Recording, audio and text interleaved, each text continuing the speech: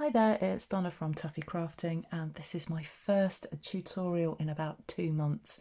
Been working in some very strange times recently, and so that's had an impact on the time that I've been able to put to craft. But I was going to make a blog to make a Christmas gift box, and I tried to write it out in the form of a blog. It doesn't work, it's too complicated, so I thought it's just going to be quicker if I film it. So this is for Share It on a Sunday with Crafty Karen Designs and Vicky Lou Designs. I'll leave a link to my blog post in the description bar, and within that blog post is also a link to Karen and Victoria's project as well. So please go and visit their blog and show them some support. So this is what I'm looking to make. This is what I did yesterday. I wanted to make a box with a window in it, and it was going quite well until I forgot to put the acetate in front of the window. So I'm going to do something a little bit different today, and I'll try and have another go at this and make a better job of it. So there's my box, and I'm going to show you how to make one without the window. So what I'm starting off with is I'm using, I think this is called Trimming the Town, and I meant to look it up before I started my video. There'll be a link to this paper in my blog post. And I've got 5 of these squares. They are 1 7/8 square. So I've picked this particular scene with just a bit of a snow scene with people with scarves on. They've got no coats on, but they've got scarves on and hats on. So I've got 5 of those. That's 1 7/8 square. All of the measurements will be on my blog, but please follow along with me if you want to. So 5 of those. And then using probably my favourite set of dies. This is the stitch shape dies, and I've used the 2 smallest squares, and I've cut, just with some scrap paper, I've cut one out in Old Olive, that's the second to smallest, and then the smallest one in white, and I'm going to stamp that. So there's those. So I don't know what the measurement of those is, but I used the 2 smallest ones. But also available in these, this is why I like this die set so much, is that you have the squares, the ovals and the circles. And I'm also using the gift wrapped photopolymer stamp set. This is one that comes with the bow builder punch, and so I'm using that, and I'm going to stamp in Old Olive. There is a slight possibility I might change my mind and stamp in Real Red. Haven't made my mind up yet. So you need to start with, before we do anything else, let's put these bits and pieces out of the way. You need to start with a piece of cardstock that measures 7 inches by 8.5 inches. I'm using Old Olive. You can use whatever you like. It's whatever matches or coordinates or contrasts, whatever you want to call it, with your DSP. So using my trimmer on the long side, I'm going to start there first, on the long side, the 8.5 inch side, you are going to score at 2 inches, 4 inches, 6 inches, and 8 inches.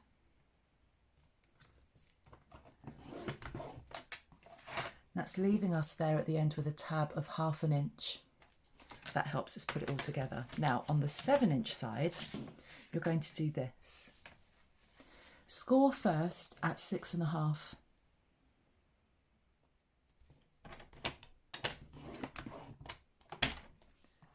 And then flip it and score at 2.5, 4.5, and 6.5. Now the reason I went to 6.5 and then flipped is because I find that easier than scoring at 1/2 inch. You might not be able to see those score lines on there, but this is how we're going to cut it, and I'm going to take this bit nice and slowly. And I need to find my scissors. There they are.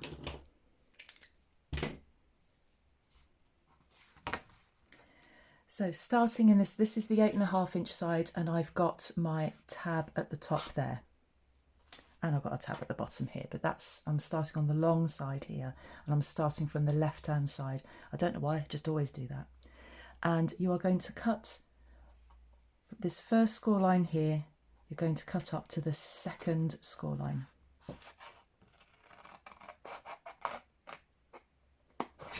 And you're going to remove that square and the tab at the bottom. I'm just struggling to see that.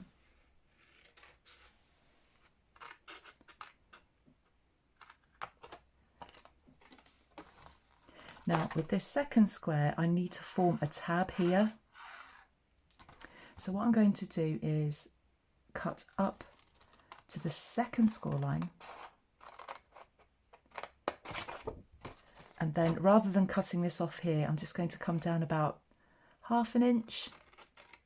Doesn't have to be exact. Get it as straight as you can, but don't worry about the measurements. So this is going to be a tab, so I'm just going to cut a little diagonal line into each corner like that. This one, we're going to keep all of this, but up to that first score line, I'm just going to, that wasn't very good, I'm just going to cut up to that first corner diagonally like that. And the same with this one, cut into that corner, and I'm just going to get rid of that there.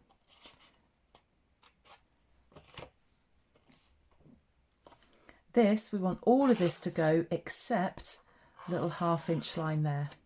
So I'm going to cut along there first. So cut along like that.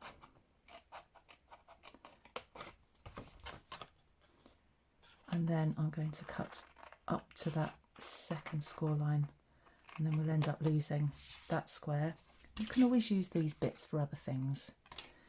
And then nip into the corner there, and then you can get rid of this bit here. And in fact, because this is going to be a tab, I'm actually going to cut diagonally into that like that. So take your time over that bit and follow that carefully. And then what you might want to do when I finish cutting is maybe take a screenshot of what I've got. But anyway, let's turn this round and we're going to do this bit. I've got this on a diagram and I'm just turning my diagram round to make sure I get that right. So I'm going to lose everything up to here. So from this score line here, I'm going to take away everything up to there. No, I'm not going to do that actually. No, I'm not going to do that. Ignore that bit. I'm going to cut 1/2 inch there.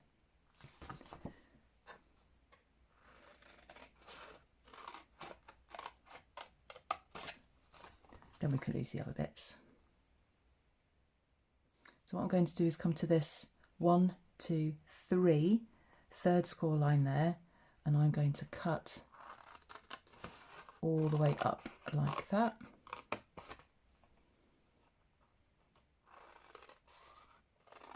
I'm going to come up that second one there, and I'm going to form that tab.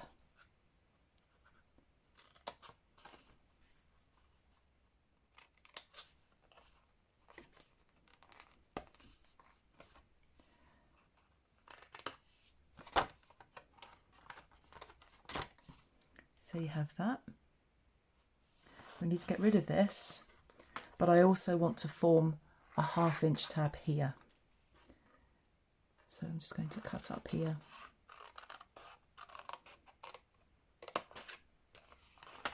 And about 1/2 inch. Like I said, don't have to measure it, but if you'd like to draw a line and draw across it, that's absolutely fine. And then I'm going to just nip into that there, and I'm going to get rid of this bit here. There might have been an easy way of doing that. I might have just been a bit awkward about that. Never mind. I might just trim that bit off there.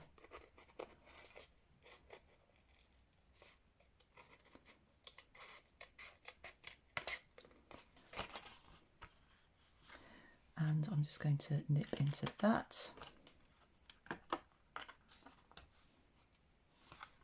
And then we've got this bit left, and we're going to just turn that into a tab like that.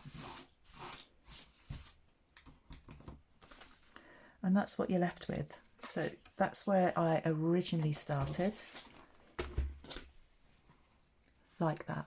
So maybe now take a screenshot of that, and that's where you're going to make all of your cuts. So what this is the lid. And that's going to come over like that, and then these are the tabs that come into the lid. So we are not going to glue these, but we're going to glue, so that tab we don't glue, that tab we don't glue, and that tab we don't glue. All of the other tabs we're going to put some, I'm going to use tear and tape because that's what I prefer to use. So, but first, before I do that, I'm just going to fold and burnish all of these score lines. Some of you might want to fold and burnish before you cut. I prefer to do it after I've cut. It's entirely up to you. You do what works best for you.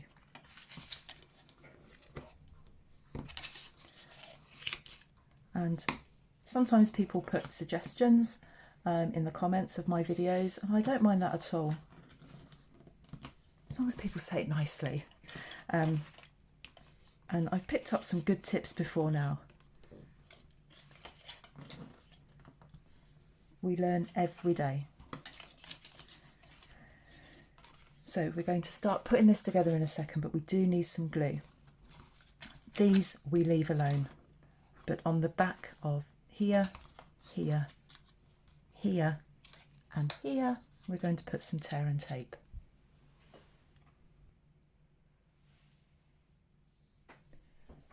Okay, let's find the end. Now I try and get the tear and tape right on the score line, because then it just saves it flapping about. Now you will have noticed that at the moment I am not putting my DSP on there. There is a reason for that. The reason I'm doing that is because I want to make sure that I've got the direction of that DSP in the right place. And I'm going to put it on afterwards. And I just want this one on here. I'll turn that over to do that.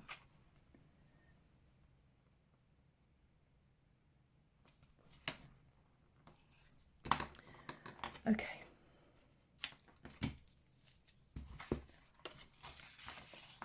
So that's tear and tape on all of those. So if I take your pick tool over here, so I'm going to use, this is a great tool to have. It's got lots of different bits that go with it. So that's a little bit of putty that comes out of there, which is good for sticking. That's good for releasing transfer tapes, good for other things as well. You have a scoring tool, and there's another one of these. I end up with two of those. Don't know how that happens, but there we are. So what I'm going to do is just release the backing paper off of all of these, and then we're going to start constructing the box.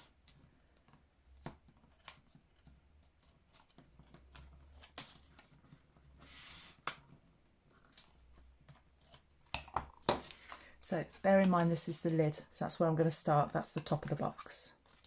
And I've not folded and burnished that. So what I'm going to do is just bring these around base of the box. Bring that round to match that scored edge, like that. You're bringing it around again, that tab on that cut edge.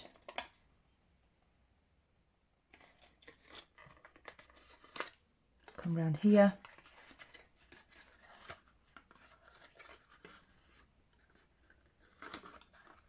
That's my lid. Oh, I had to think what was going on there. I had to turn that several times. This tab, as long as you follow where that double-sided tape goes, it won't go wrong. that folded edge meets the cut edge. Oops. Let's just tuck this one in first and then I can secure it all down. This is why I don't use wet glue for something like this. And fold that in. Sometimes I feel you need a couple of pairs of hands to do that. And then what I do is just get my bone folder in there and just poke that down, just so that it stays. There, you've got a nice box. So they're the 3 tabs that we didn't glue. So that just folds in. And there's your basic box. And you can use that basic box for anything. But I'm going to decorate it. And I'm going to stick, I've got my 5 pieces of DSP. And so I'm going to put this one on the top. And I'm just going to be using wet glue to do that.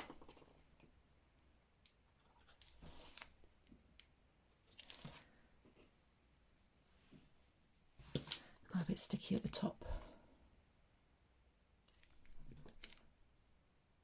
That's better. So just each of these. I bet you fast forward at this point, don't you? Think, oh, we're not going to watch that. But you can carry on watching me if you like. So I'm hoping now to be doing more tutorials. And I really want to get going from November. So that's the top, now to the front. I've been working in a college and all the new COVID rules have meant that working has been extremely difficult. And then I had to self-isolate, and so then I was teaching remotely from home, and that's just another new complete, different setup, relying on technology, relying on the internet working, and I've just lost all interest in my craft. So I'm now on half term. And I've devoted some time to myself. My husband's off as well. He needs some self-care as well. So he's got the week off, as have I. And we'll do our own thing and we'll do some things together as well. I'm hoping, also we're in Wales, so we're now on a national lockdown. I wanted to go and see my daughter's brand new house. And at the moment I can't do that. So it's a very frustrating time. So again, another reason why I wanted to fill my half-term week with lots of things. This is one of them, my crafting, and try and get that back on track again. And I'm going to be doing some other crafting as well. I've done some cooking. So over on Instagram at the moment, I'm posting all sorts of things that I'm doing at the moment. So if you want to head over there, that's Taffy Crafting. I'll leave a link in the description bar. I think that DSP is just really super cute. It's lovely. But what I want to do now is work out again where my top is. There it is. And at the front here, I did think, am I going to put this on the front or on the top? I'm actually going to put it on the front. So there are my 2 squares that I cut out. And using dimensionals, I'm going to put that one on there. And then again using dimensionals, put that on there. And then it will sit like that. And I think that box will suit male or female recipient. So I've got the Wrapped Especially For You stamp with Old Olive. I hope it's stamped properly first time, otherwise I'm going to have to die cut another square.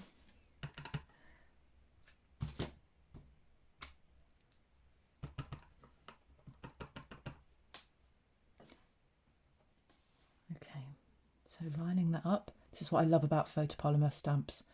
So much easier to line up. And put that there like that. And we are left with, oh, it's straight, thank goodness. I was worried it wasn't going to be straight. Now you can bling that up a little bit if you want to with some rhinestones, but I don't think this needs it. I really don't think it needs it. So I'm going to put that on there like that. And I've left my dimensionals over here.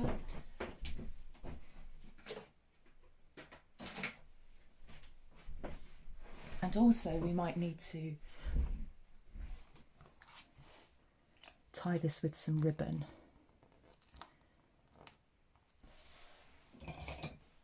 I find with gel nails I can't pick up these. I'm just going to go mad and I'm going to put 4 on there.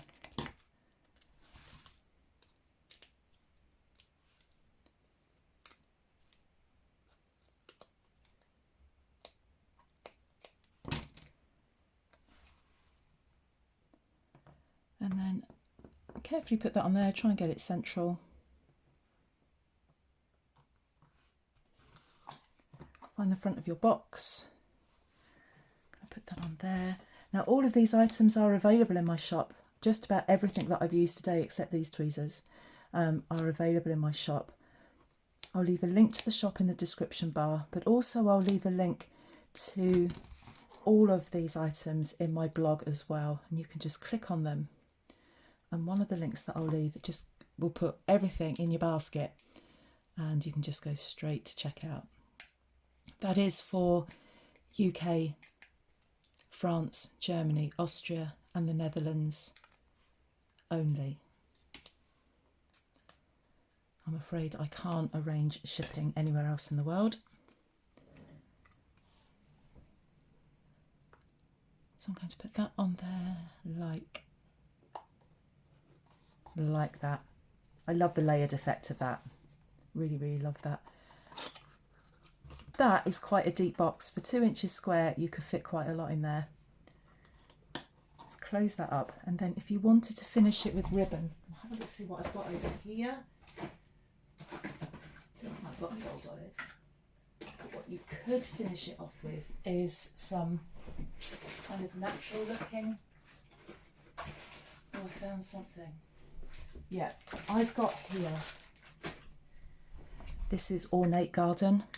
So this is old olive. It's not exactly Christmassy, but it's old olive. Now, if you've watched me for a while, you'll know that I'm not the best at tying bows, but I'm going to give it a go. See what we get.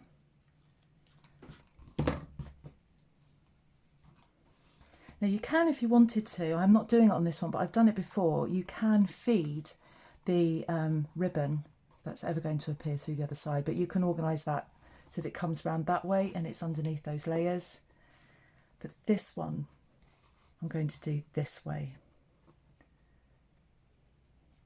And I'm not going to do a bow. What I'm going to do is a knot. It's always at this time when you want somebody else in the room to hold that down.